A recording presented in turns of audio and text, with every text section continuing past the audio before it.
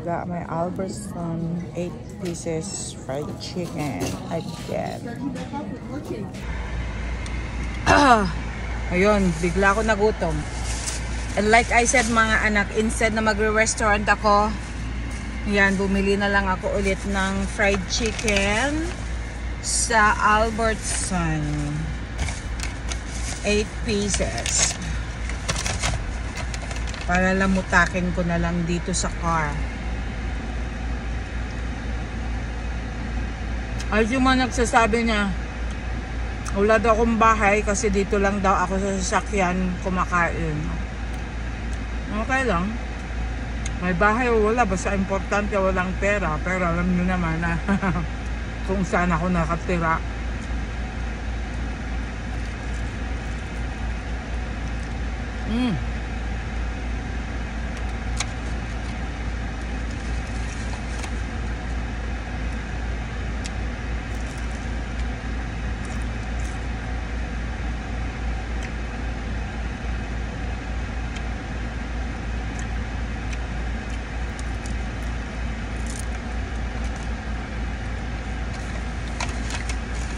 Bagong luto kasi pag ganitong umaga eh.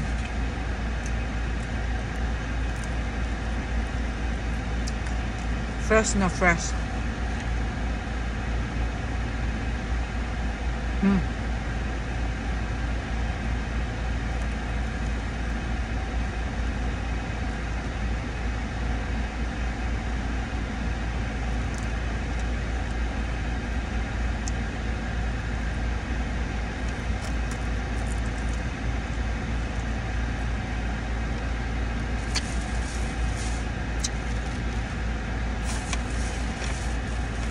May mga soft drink pala ako doon sa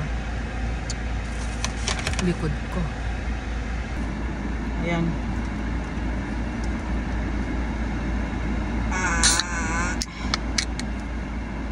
Sparkling water.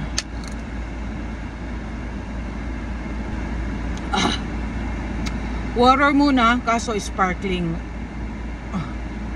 Para masarap. Kain pa, sige. Kasi pagdating ko sa bahay,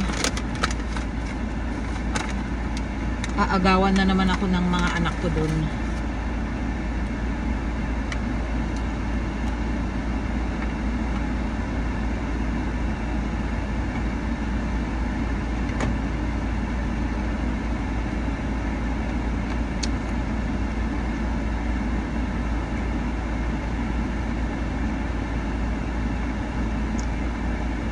Ayaw na nga nilang kumain ng dog food.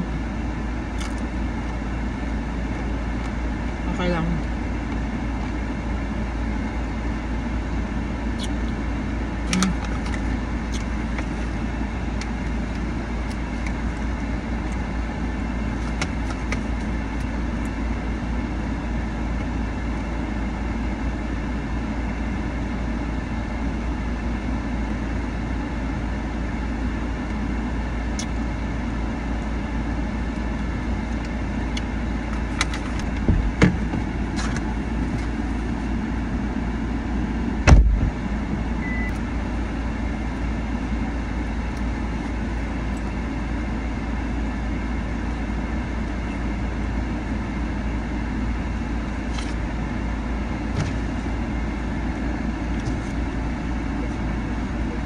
You want some drink?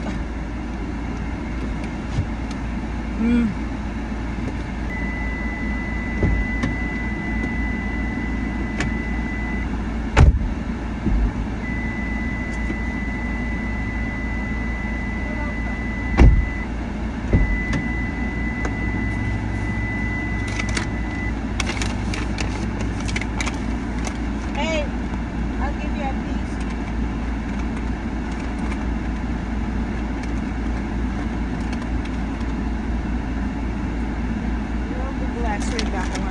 You're welcome. God bless you.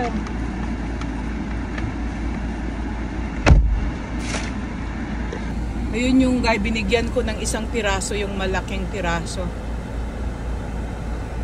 Isa na siya, yun no. Tapos binigyan ko rin siya ng drink. Kasi alam ko gutom na rin yun, kaya binigyan ko ng ano, at least $2, tapos soft drink, and then binigyan ko rin siya ng ano, malaking ano, yung malaking piraso ng ano, ng chicken. Kawawa naman, hindi pa kumakain yun.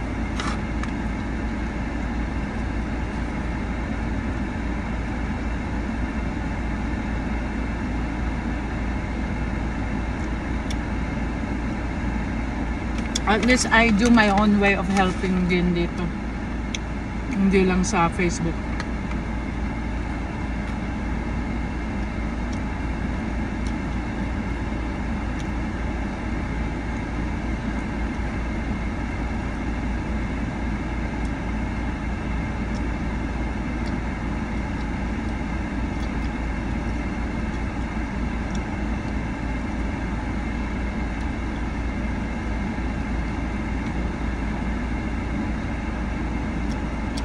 Ang sarap kasi ng feeling pag nakakatulong ka eh. Diba? Yung sinacrifice mo yung food mo para sa ibang tao.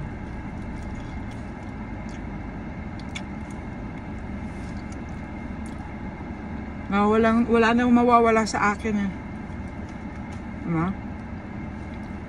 Wag lang yung sacrifice ko yung pambayad ko ng bills ko. Pero yung food, kaya kong i-sacrifice yan.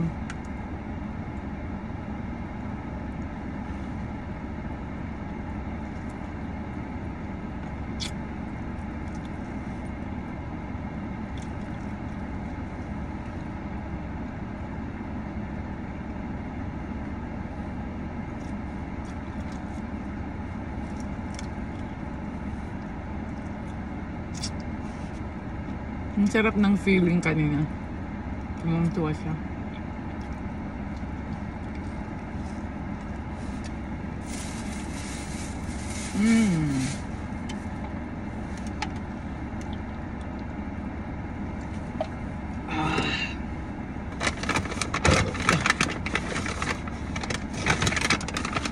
Kasi ako naman, pag kinain ko naman eh, yan yung ganito, yung malaking ano yung binigay ko, malaking breast.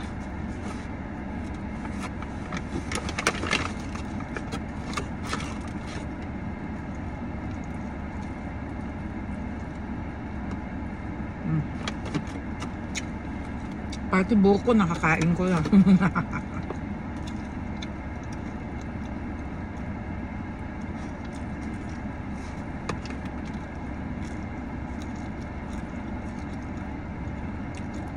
Sarap, bagong luto.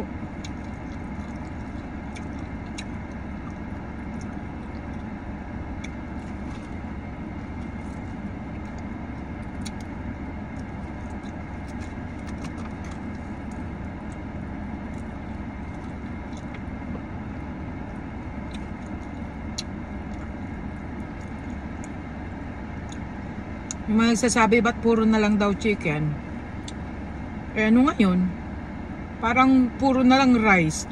Mas may ganyan puro chicken kaysa yung puro na lang rice lagi na wala namang ulam. Ako kahit chicken everyday. Yan yung favorite ko eh. Diba?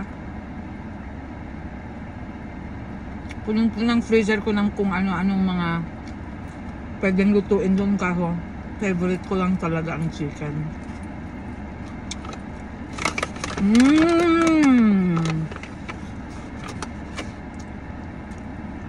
Masisisi niyo ba ako?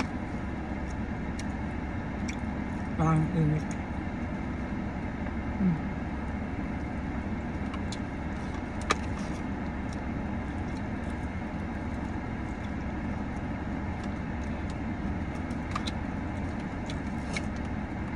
Pagdating kasi sa bahay, ipapakain ko rin sa mga aso ko kung ano natitira. Ang maigi na yung meron akong napakain.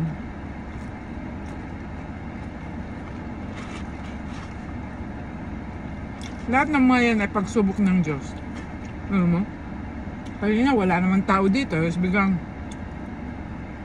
pagbalik ko sa car ko, biglang may dumating. May lumapit.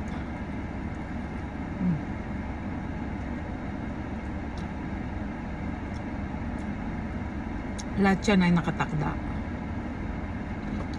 Yung mga taong mabibigyan ko, nakatakda yan. Yung mga mapagsamantala, nakatakda yan. Kasalanan na rin nila yun.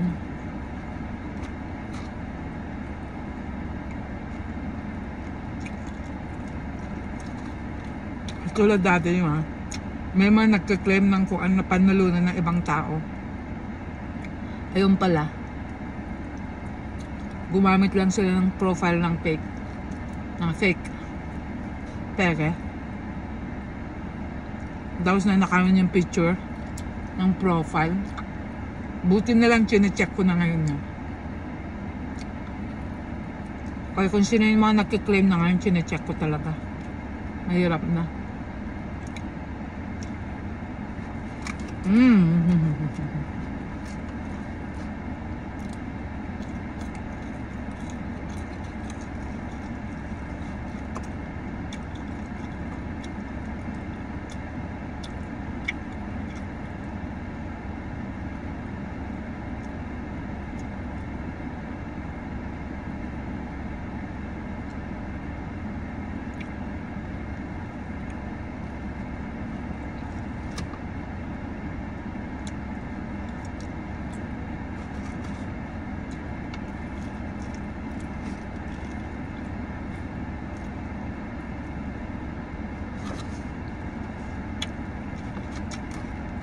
Kasi ang feeling ko, pag ako naman yung nabigyan,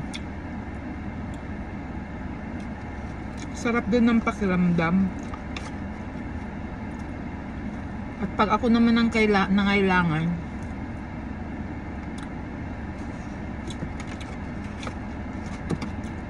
hindi rin naman ako pinapabayaan ng Diyos. Diba? Ganun lang yun.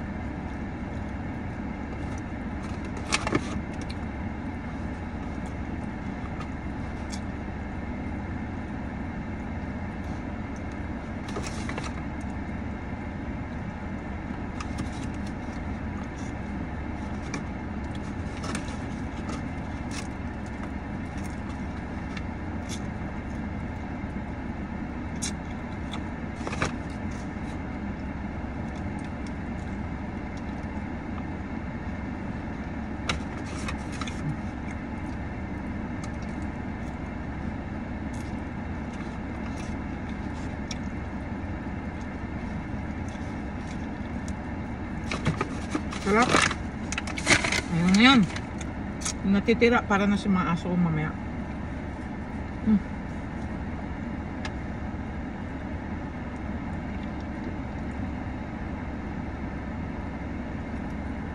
Oh my God. Oh my goodness. Ayun, malaki.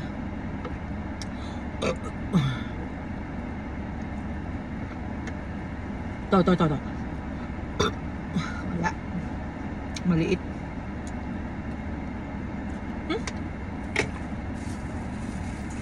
It's time to go.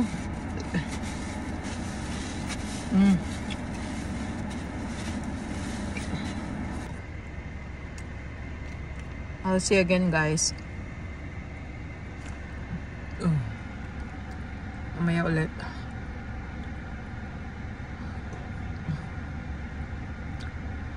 Sarap kumain.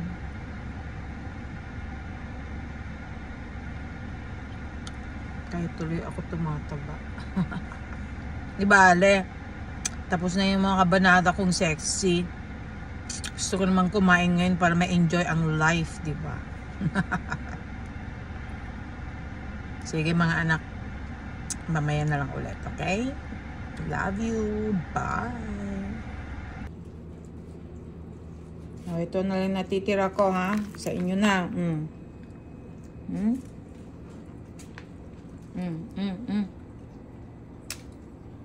Kainin nyo na yan.